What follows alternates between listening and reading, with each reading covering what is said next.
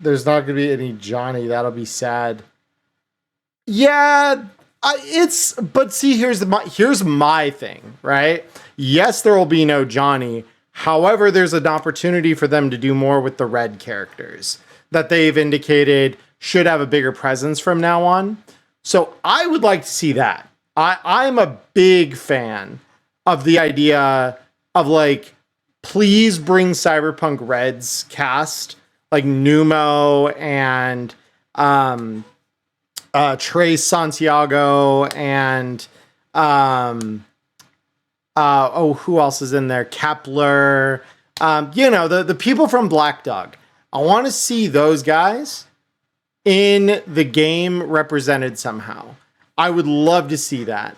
I would also love to see some of the things that we do in some of the red gigs, like maybe the stuff that we're going to talk about in the Forlorn Hope, come up in Orion. I would really love to see that. Bring in 3-piece or Hornet. Yeah, or Mr. Kernigan. I mean, that's the thing. Kernigan is really powerful to have absolutely no mention by the time of 77, So I would love to see some of Red's characters and cast represented. That is my hope for Cyberpunk 20 or whatever, if it's 2077 or if it's an earlier era. We know that CDPR has control roughly from the 2060s onward.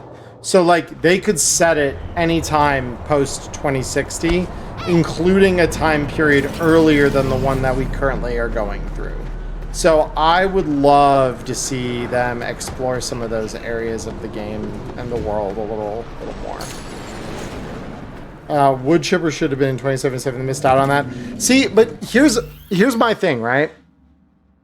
You cannot use a character you don't know exists, and when this game was in development, Red was being developed, sure, but Wood Chipper was a footnote. Wood Chipper was straight up just a hold up. We're gonna look at that real quick because I want to just point out exactly how much of a footnote these characters are because I was just looking through this for a different reason entirely, right? So in the core rulebook here, give me just a moment to reveal this to all of you because this is what we should have been doing tonight. We have People of Night City, right? And listed here, we've got a couple of different things. We got Fiona Hayes. We've got, a couple of people like Hornet, Nostradamus. And in between all of this, we got Rogue here listed, that's a thing. I believe it's listed here under the Badasses of Night City. We have Wood Chipper.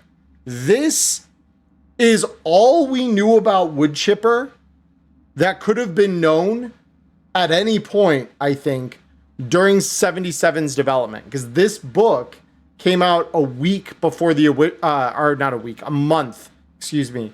the initial launch of the game. So the only characters that we could have gotten any representation of before Phantom Liberty, at the very least, were the characters listed here. And it wasn't clear which of these characters would remain footnotes and which of these characters would be truly important down the road, right? So these are very thin, right? None of even what's her name? God damn it. Fixer in 2077 runs with the Tiger Claws. Wakako. There it is. Even Wakako is not listed in this section. She could just as well have been listed in here, along with Shinobu II, along with a lot of the badasses that we wouldn't get until this year in Danger Cal Dossier. So, the fact that we don't know some of these people or that they weren't in 2077 doesn't surprise me at all. They are so below notice at that point, you know? Wakako Okada. Yeah, thank you, LCC. Brain got there eventually. For some reason, was not thinking. But like a lot of these characters are like they're footnotes. They are not by any means a big deal in the time of 2077. Yeah, Wakako's in danger, gal. Yeah. Here, if you give me 2 seconds, just because I don't want to have Mike Pondsmith come after me, I will show you that she's in danger, gal. Maelstrom, Tiger Claws. There we go. Yeah, here. Wakako Okada, right there. And it uses her full name. My face might be covering part of this, so I can. Wakako Okada, right here. This is who she is. So yeah, no, she exists in the time of the Red. Like, we've got full stats for her and everything. Yeah, she's much younger. Of course she is. It's like 30 years ago. Even here, I think she's like middle-aged, but she's not terribly old. Yeah. So yeah, that should give you an idea. Some of these characters, they just don't exist yet. Like, or their importance wasn't notable when this game was coming out.